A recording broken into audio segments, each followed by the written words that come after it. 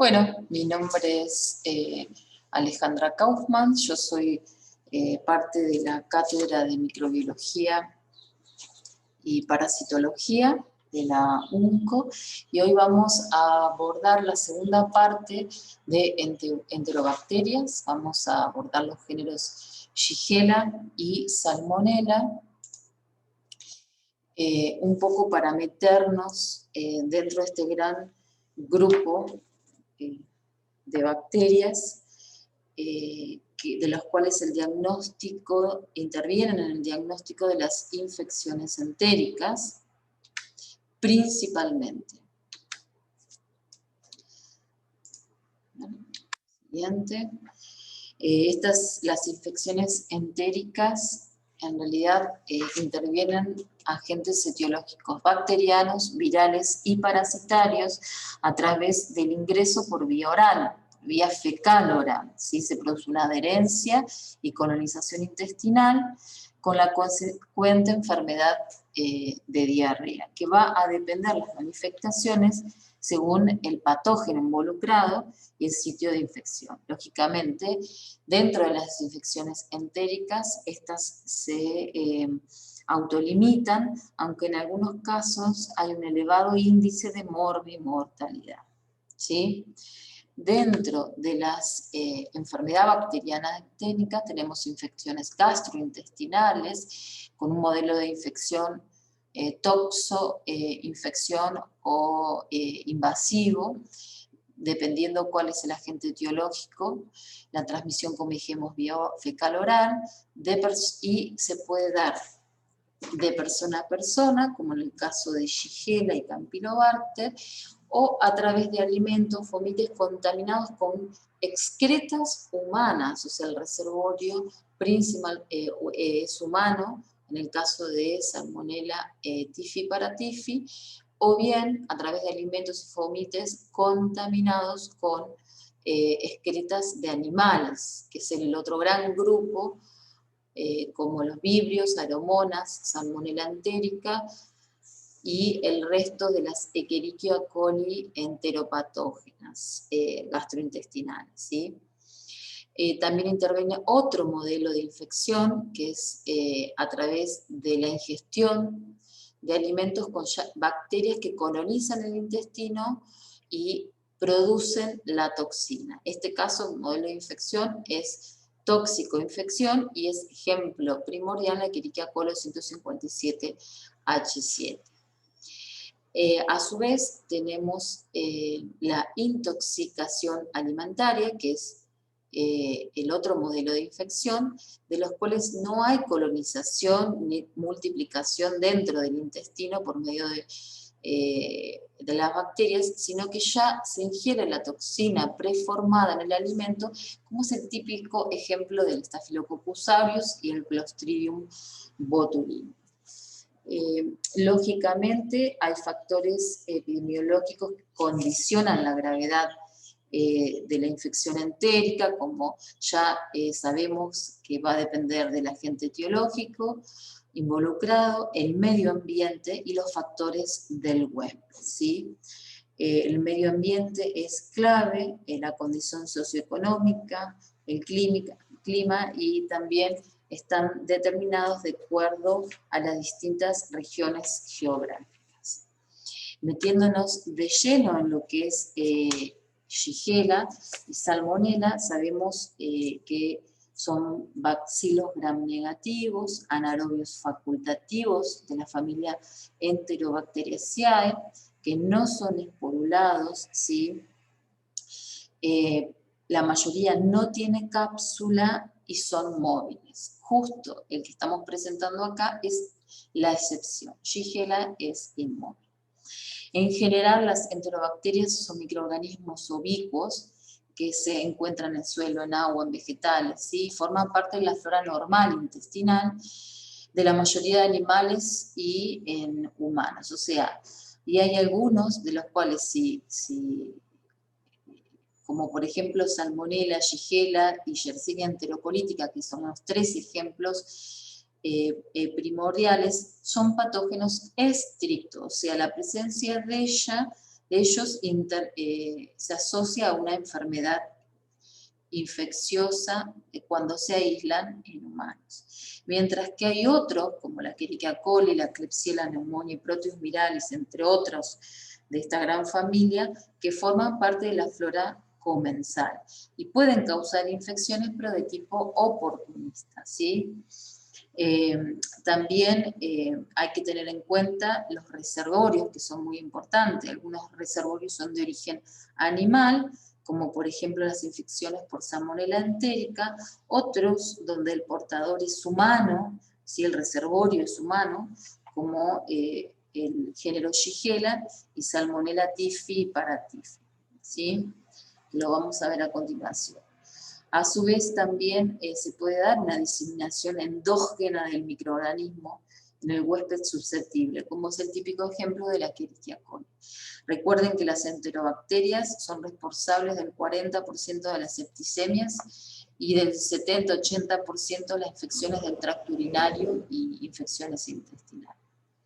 Bueno, un poco para meternos ahora sí dentro de este género, Shigella, a diferencia del género Salmonella, la clasificación taxonómica es mucho más simple. Tenemos 4 especies o grupos de especies, si bien hay más de 40 serotipos diferentes, 4 son basados en el antígeno somático o están involucrados en las infecciones en el huésped humano, ¿sí?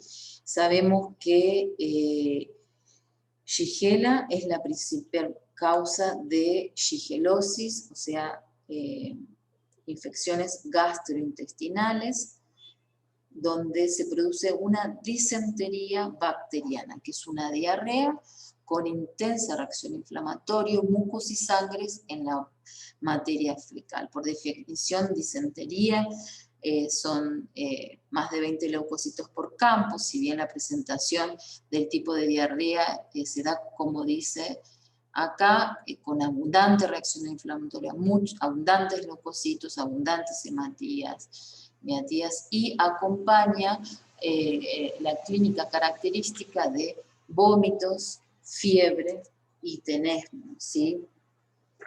Tenesmo es el esfuerzo, una defecación muy doloroso e ineficaz. Es muy típico de la shigellosis, ¿sí? Recordemos que la disentería son justamente cólicos con tenesmo, deposiciones fuertes, heces en sangre, moco, ¿sí? Que justamente esto que indica que hay una invasión y hay una lesión en toda la mucosa. Se caracteriza por 4 o más deposiciones, o sea, una diarrea moderada o grave, 4 o más deposiciones al día, asociado de estos síntomas abdominales, o también a veces puede presentar algunos síntomas sistémicos, como fiebre, deshidratación, mialgia, anorexia. Recuerden que lo que provoca es una diarrea aguda, donde es una infección producida en temporalidad menos de 2 semanas, a diferencia de las diarreas persistentes o diarreas crónicas, que va más de 2-4 semanas, la diarrea crónica inclusive puede darse hasta por un mes, ¿sí? Entonces, este tipo de shigellosis puede ser asintomática, es en baja cantidad en realidad, y pasar, o sea, de asintomático hasta infecciones graves, una mortalidad importante. Como dijimos, el periodo de incubación es de 1 semana y puede durar 10-15 días o hasta 4 semanas en el caso de los extremos de la vida. En estos casos, en los niños menores de 2 años puede intervenir también convulsiones. Dentro de estas 4 especies, la Shigella sonei es la más frecuente a nivel mundial y es la más común en países desarrollados, mientras que la Salmonella flexneri es la que más vamos a encontrar en nuestro país, ¿sí? En los países subdesarrollados. Ambas dos tienen la más alta prevalencia. Entonces, la shigellosis es frecuente en pediatría, ¿sí? En media de 5 años, pero puede darse entre 6 meses a 10 años, inclusive, como dijimos, hasta menores de 2 años puede presentar acompañado la sintomatología indicada junto con convulsiones. La enfermedad endémica en el adulto se da muchas veces porque es altamente transmisible y al estar en contacto con los niños provoca una transmisión rápidamente a los adultos. Los brotes epidémicos suelen darse en lugares de relación de centros de cuidados diurnos, guarderías y infancia. Bueno, un poco para definir claramente la Shigella, que es un patógeno estricto, produce gastroenterítico como principal patogenia, tiene un mecanismo de patogenia invasivo y con muy bajas dosis, de 100 a 200 bacterias por mililitros, puede transmitir la infección. En contraste con la salmonela, las infecciones transmitidas por alimentos son raros, sí, se puede dar, pero son raros. El reservorio es humano y la principal forma de transmisión es fecal oral a través de las manos contaminadas y transmisión persona a persona. Con menor frecuencia se da vehiculizado a través de agua y alimentos contaminados, ¿sí? La enfermedad, como dijimos, se puede transmitir con muy pocos bacilos y se transmite justamente porque requiere bajo inóculo muy rápidamente en comunidades con bajo nivel sanitario y higiene personal. Tiene una capacidad de permanecer hasta 6 meses viables en aguas contaminadas, o sea, en el verano, y como dijimos, hay una afección importante en niños, bueno, epidemiológicamente de menos de 5 años. Si bien, como hicimos en la presentación, las infecciones entéricas se autolimitan, son enfermedades autolimitadas, es controvertido el tratamiento de los mismos y bien, Shigella, disculpen, una interrupción, Shigella dysenteriae, en el caso, es una especie de los cuales puede llegar a producir complicaciones. ¿Cuáles son? Bueno, del tipo neurológico, ¿sí? Como también el 13% o el 15% de los pacientes con enfermedad por Shigella dysenteriae puede producir un SHU, que es un porcentaje relativamente alto, o bastante alto. También puede causar complicaciones como peritonitis, perforaciones intestinales, y si bien no es frecuente, está relacionado también con bacteriemias, meningitis, pero de forma muy esporádica, ¿sí? Otro tipo de patogenia que puede causar son las vulvovaginitis en niñas, como también en el caso de las mismas infecciones del tracto urinario. Lógicamente, estos no es frecuente. Entonces, la shigellosis, recordemos, los síntomas marcados que presentamos, tenemos diarrea, fiebre, heces con mucho moco, o sea, muchos piocitos, leucocitos, sangre. Los signos aparecen a las 48 y 32 horas, donde se produce toda la colonización del intestino delgado, comienzan a multiplicarse en las primeras horas invade todo el colon y produce por su mecanismo de acción en la capa superficial ulceraciones de la mucosa, que es lo que da la característica de este tipo de diarrea. Como dijimos, raramente puede atravesar más allá de la mucosa y causar bacteriemia, pero se puede dar, ¿sí? Si bien la mayoría se autolimita, la infección, hay un porcentaje también que la puede cursar con una aportación asintomática, menos del 1% en realidad, que puede persistir, que hace que persista la infección dentro de la comunidad, ¿sí?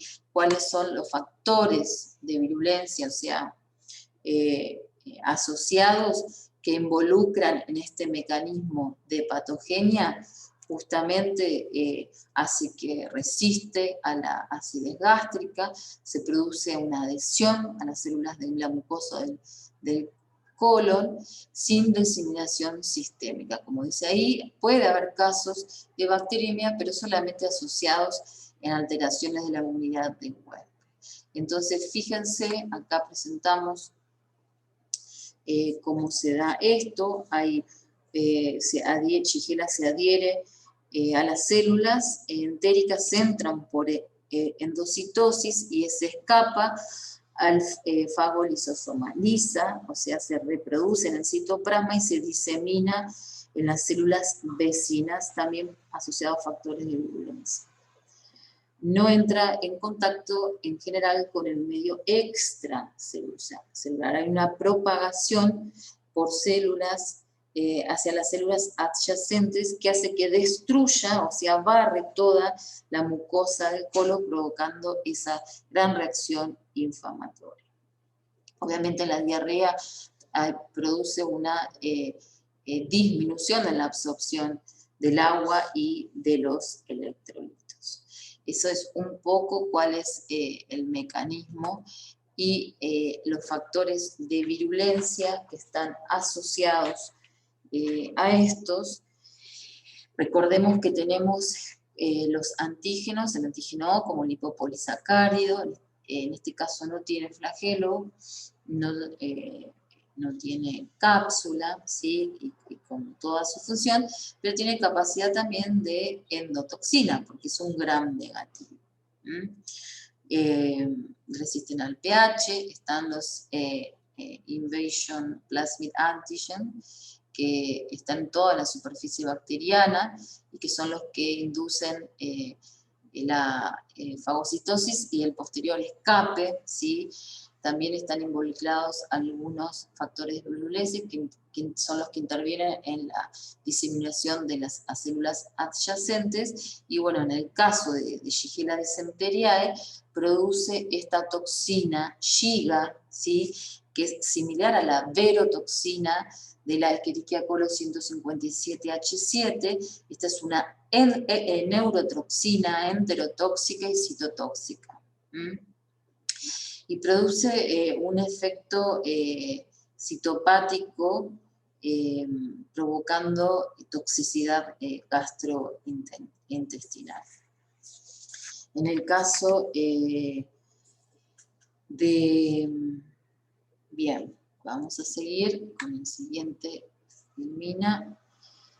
Bueno, como para que tengamos en cuenta, la Shigella escapa a la formación de la vacuola fagocítica e inicia la replicación, ¿sí? Y la diseminación hasta las células adyacentes. Eso es un poco para definir cuál es el mecanismo de infección de Shigella. Ahora vamos a meternos dentro del género Salmonella, que marca algunas diferencias, inclusive dentro de la especie misma, ¿sí? Este es, lógicamente, es un bacilo gram negativo, anaerobio facultativo, no forma esporas, y tiene en este caso flagelos perítricos, como podemos notar en la imagen. No tienen cápsula, excepto la Salmonella typhi, que presencia de la misma con todas sus características de toxicidad y antigenicidad. La clasificación taxonómica de Salmonella es divergente y se ha descrito más de 150 tipos de serotipos, pero básicamente los de importancia médica son estos tres, ¿sí? Y serían Salmonella serotipo Typhi, Salmonella serotipo Paratyphi y Salmonella serotipo entérica. Nosotros, para simplificar, vamos a normar Salmonella Typhi, Salmonella Paratyphi, Salmonella entérica, o también llamada enteritidis, como lo pueden encontrar en la bibliografía. ¿Cuáles son las presentaciones clínicas y las patologías asociadas? Gastroenteritis, bacteriemia, el estado de portadora asintomática y lo que se llama fiebre entérica. Dentro de la gastroenteritis es la forma más común de la salmonelosis, ¿sí? De los cuales involucra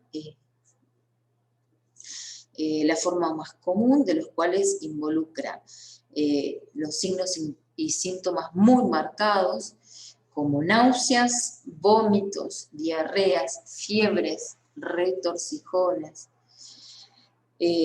También puede presentar tenesmo y es característico las mialgias, dolor de cabeza, que generalmente se autolimitan en 7-10 días.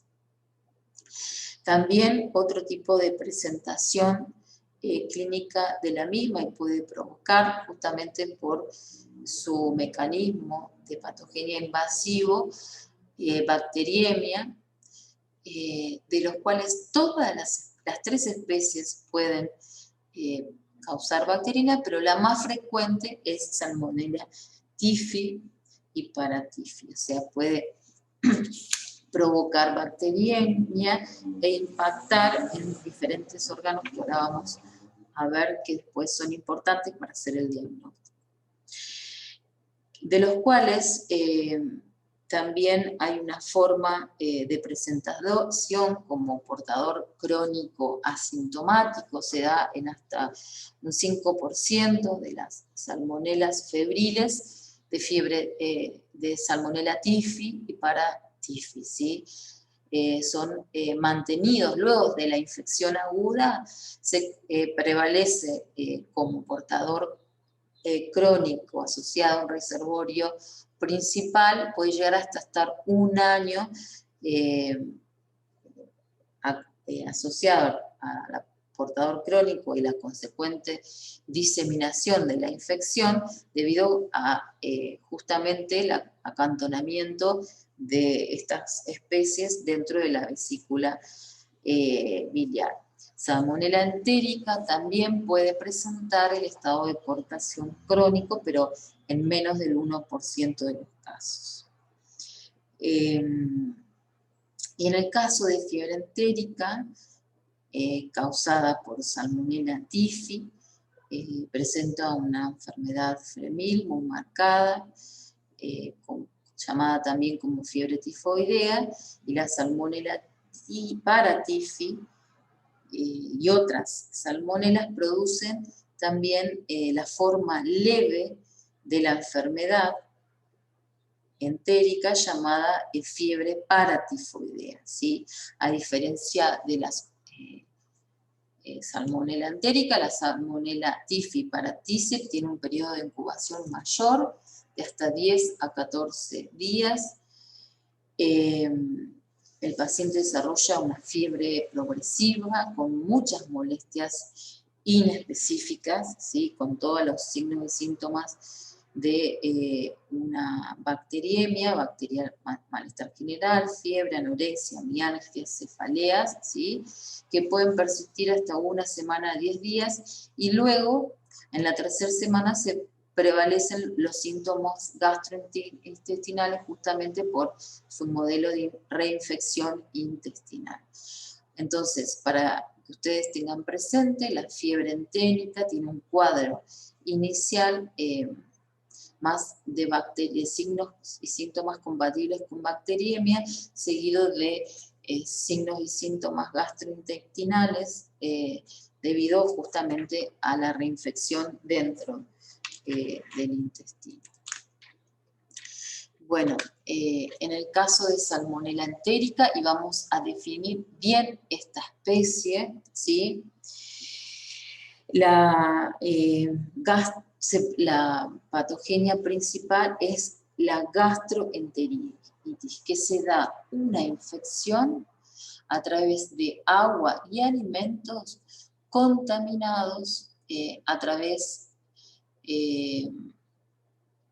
de las excretas, ¿sí? Donde el reservorio es principalmente el animal.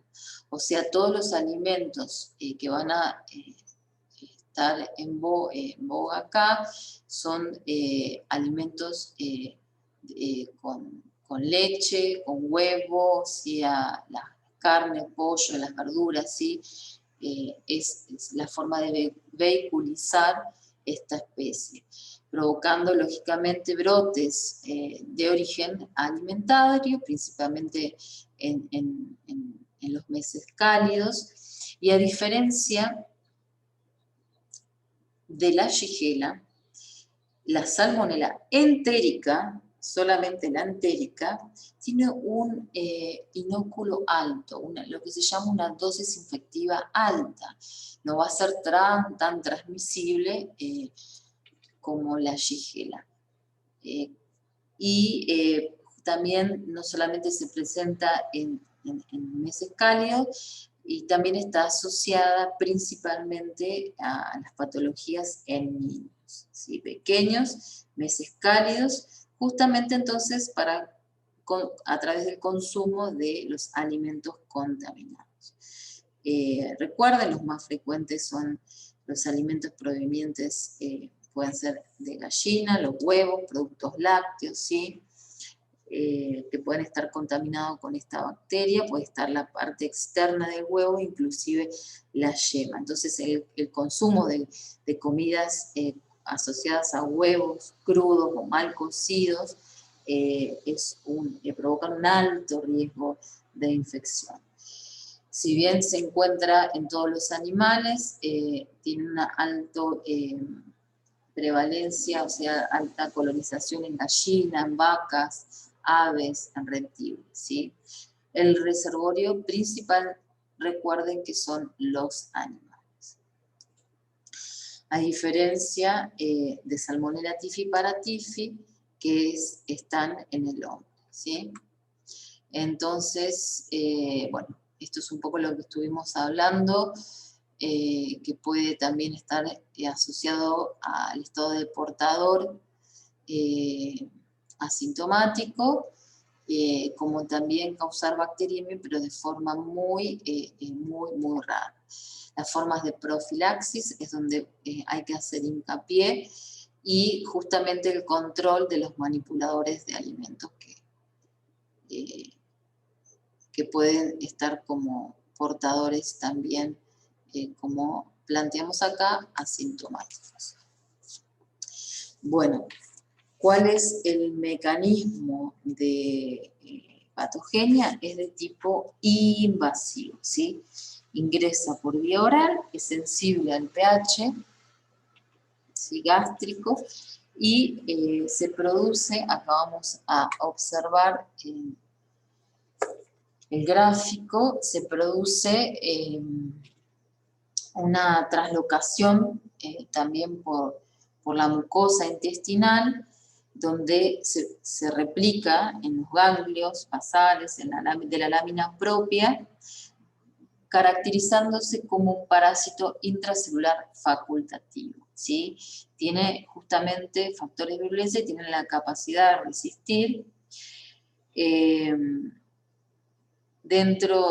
Induce la endocitosis y también se replica dentro de la vacuola. Desencadena una gran reacción inflamatoria que daña toda la mucosa y justamente provocando este tipo de diarrea. A diferencia de la Shigella, para remarcarla, se unen a las microvellosidades apicales de las células epiteliales, de las cuales se produce un reordenamiento de actina del web, y una vez adentro la bacteria permanece en la vacuola fagocítica y se empieza a multiplicar. Esto hace que después se pueda diseminar. Es invasivo, recuerden que no produce exotoxina, y luego de la infección intestinal, justamente por estos factores de virulencia, se puede diseminar por vía linfática y luego sistémica y provocar focos secundarios. Principalmente, el principal foco es la osteomielitis, ¿sí? También puede causar neumonía, meningitis, endocarditis, pero es relativamente infrecuente. Bien, en el caso de la otra entidad clínica llamada fiebre entérica, como decimos, causadas por estos agentes etiológicos, Salmonella typhi y Paratyphi, a diferencia de la Salmonella entérica, esta requiere una baja dosis infectiva, ¿sí? Y el reservorio es el humano. No está asociado a infecciones en otro huésped. Entonces, se produce, se contagia mediante la ingestión de alimentos o agua contaminados con manipuladores de alimentos a excreta humana. La primera semana produce una invasión, una afección de tipo intestinal con diarrea, con todos los cuadros clínicos que presentamos anteriormente, y diseminación sistémica. En la segunda semana es donde se provoca la replicación en la lámina propia, en el vaso y principalmente en la médula ósea, donde es, por lo que está asociado a osteomielitis, donde es uno de los lugares donde vamos a ir a buscar mayor recuperación para hacer el diagnóstico. Fíjense en que a diferencia de la otra especie, presenta estadios de fiebre, no solamente en periodo de ocupaciones prolongados, sino también periodo de convalescencia, fiebre alta, bacteriemia prolongada de hasta 4 semanas, y posterior a eso hay una reinfección a través de la vesícula biliar y el hígado, donde la vesícula biliar es el principal, el lugar donde se acantona la bacteria, produce una reinfección intestinal, provocando otra vez síntomas típicos de diarrea, con anorexia y deshidratación. Puede haber complicaciones y por supuesto, las complicaciones se pueden dar y pueden llegar a provocar perforación intestinal, colecistitis, absceso y un porcentaje a muerte. Se sugiere en estos casos, se da tratamiento antibiótico prolongado. Entonces, es importante recordar que las fiebres entéricas, las salmonelas causantes de fiebre tifoidea y paratifoidea, pueden llegar a su estado de portación hasta un 5% en los pacientes que experimentan una colonización crónica después de la primoinfección, de la infección aguda, y pueden permanecer como portadores hasta inclusive más de un año, de forma asintomática, debido a que se acantona justamente en la vesícula biliar. De aquí es importante hacer el control de la infección. Es necesario coprocultivos y urocultivos espaciados en 3 partes negativos para uno poder definir que no es más portador asintomático, ¿sí? Bueno, los factores de virulencia en este caso son importantes, intervienen en la forma de patogenia de tipo invasiva. Y acá lo que podemos evidenciar es una comparación entre los dos serotipos de salmonela de acuerdo al reservorio, dosis infectiva, incubación y presentación más frecuente, ¿sí? Son los conceptos macro. Lo importante es el reservorio y todas las medidas de profilaxis que vamos a asociar, las conductas que vamos a asociar. En el caso de Salmonella typhi paratyphi, el reservorio es humano, y en el caso de entérica, Salmonella entérica, principalmente es animal, ¿sí?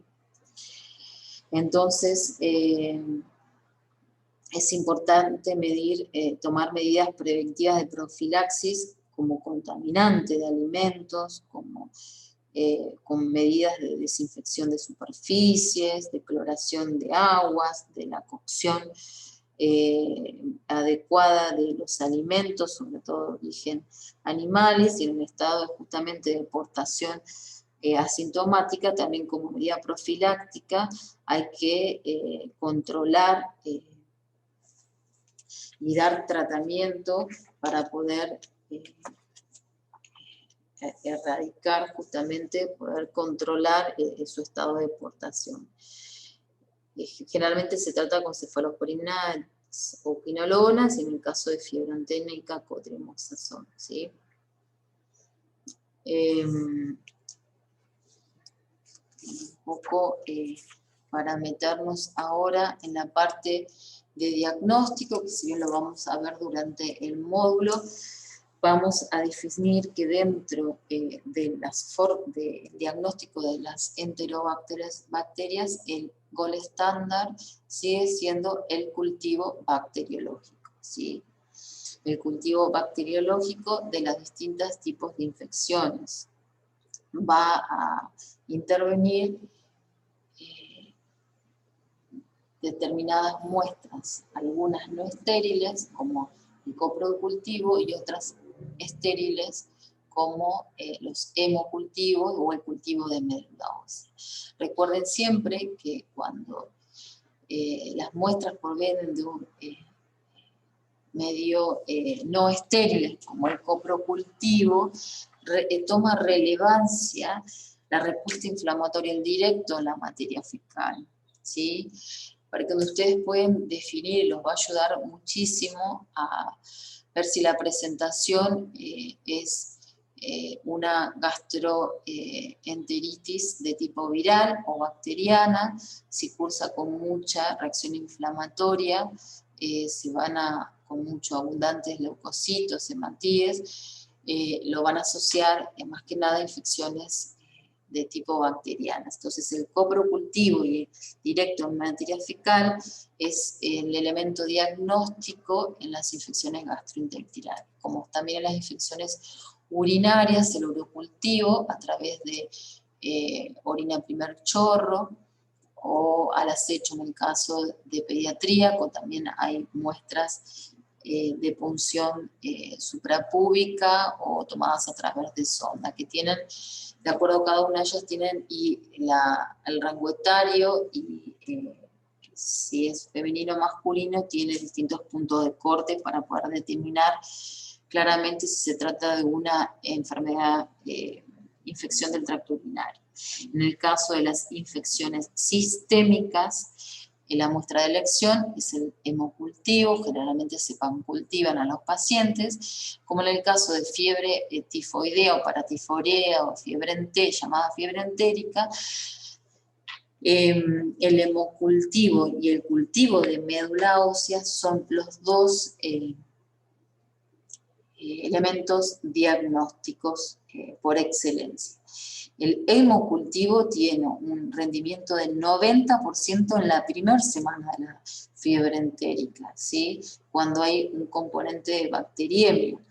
Y luego, cuando se produce después de la tercera semana, donde se produce la reinfección intestinal, cae abruptamente. Entonces, el rendimiento baja y en la tercera semana el coprocultivo es el que toma relevancia en cuanto al rendimiento en la recuperación del agente etiológico en un 70%.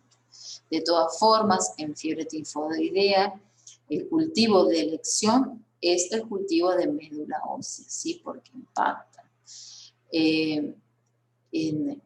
La recuperación se ha descrito de hasta un 90%. Lógicamente, los cultivos de material provenientes de distintos focos de infección que pueda haber, generalmente se dan a partir de los cultivos de líquidos de punción.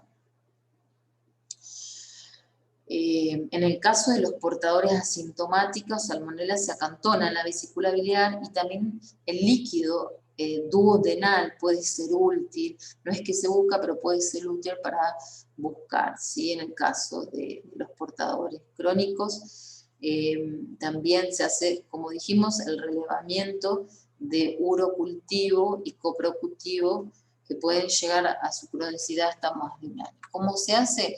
A partir de medios selectivos y diferenciales, como Salmonella shigella, SS, McConkey, selenito, McConkey sorbitol. Hay distintos medios de cultivo de los cuales se produce, se puede llegar a la tipificación. Los tiempos son fundamentales, ¿sí? En el caso de las infecciones gastrointestinales puede tardar entre 3 a 5 días, en las infecciones urinarias, urocultivos 48-72 horas, los hemocultivos, tanto automatizados, disminuye un poco más el tiempo de infección, que puede durar hasta 48-72 horas, los hemocultivos hasta de 5 a 7 días, dependiendo si es automatizado o no, pero fíjense en que es una urgencia infectológica y ahí lo que va a tomar relevancia es la coloración del GRAN, como dijimos, es un material estéril. Bien. Respecto a la serología, puede acompañar al diagnóstico bacteriológico, que es el gold estándar, donde podemos encontrar usadas frecuentemente en los screening de trabajadores de alimentos, la reacción de Vidal, que detecta anticuerpos el antígeno somático O y el flagelar de Salmonella typhi y el de Salmonella paratyphi. De acuerdo a los distintos títulos que se da, yo puedo marcar probabilidad de infección por estos agentes etiológicos. Lógicamente, necesito un tiempo para desarrollar la inmunidad de tipo humoral, lo que estos no se puede solicitar al inicio de la sospecha de la infección, ya sea gastrointestinal o entérica o fiebre entérica por Salmonella typhi y paratyphi las primeras semanas, sino hay que esperar en la segunda o tercera semana de la enfermedad para que yo pueda evidenciar por medio de esta metodología que es aglutinación directa. Y otra forma de utilizar la serología, también por aglutinación directa, es a través de serogrupos o serotipos, ¿sí?, de cepas que están aisladas de las muestras clínicas. O sea, yo la bacteria la voy a sacar justamente de estas, voy a agarrar una colonia de uno de estos medios de cultivo y voy a hacer por medio de un antisuero una aglutinación directa y voy a poder serotipificar las diferentes Escherichia coli, las Shigella, Flexneri, Boydii, ¿sí? Y las salmonelas, para poder definirlas en género y especie. Esa es la forma correcta de poder definir una enfermedad infecciosa de este tipo. Lógicamente vamos a hacer la búsqueda de toxinas en materia fecal, la toxina disentérica, ¿sí? de Shigella dysenteriae, y de la Escherichia coli O157H7 y otras Escherichia coli productoras de toxinas se pueden detectar por métodos de detección de toxinas o principalmente a través de definirlas a través de biología molecular, definir los genes que van a codificar estos factores de virulencia.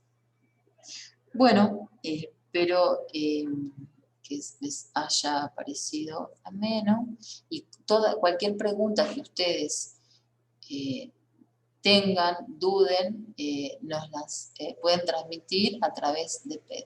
¿Sí? Muchas gracias y nos estamos viendo en la comisión.